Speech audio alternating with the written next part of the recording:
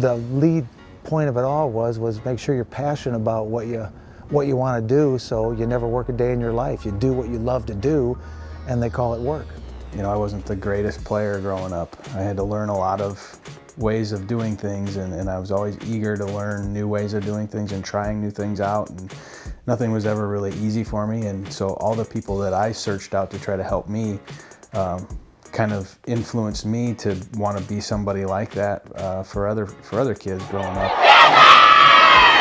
My dad was a football coach, and so growing up I got the opportunity to watch him and see the things that he did as a coach and the influence that he had on his players. I didn't go to college necessarily to have that path, but the more I thought about it, the more I thought about what I wanted to really do with my life, it always came back to that. You know, I've always been somebody that's liked to compete, whatever the sport, whatever the game.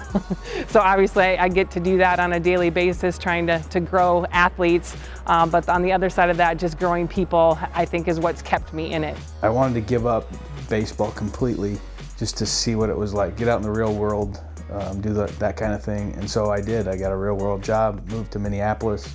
And one day I got a phone call from Coach Heller in his second year at UNI and said, I need a coach. And I asked him how much it paid, and he said it was a volunteer position, and that didn't matter to me, and I took it right then. I said, I'll see you on Friday.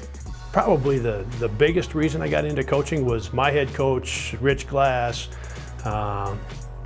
was the way in which he went about it. You know, the things that he taught us, the things he talked to us about. It was all life lessons. You know, and I don't think there's enough of that in this world right now. I don't think a lot of people have that chance, those opportunities to really invest in someone's life and you know, hopefully change it for the better. Particularly young people's lives.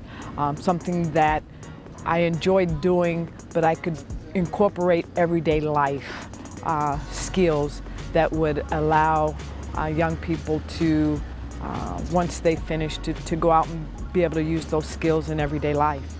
I mean, I could keep talking about coaching all day. I guess to me, coaching still isn't the real world because it's something that I love to do every day, and you know, it's not really a job to me because it's so much fun, and I get a lot of enjoyment out of it. And but that was my aha moment, was to just basically hang up the phone and pack up my truck and come home. The most important reason, or the number one reason, is because I played for a guy that was a tremendous coach, but a better person.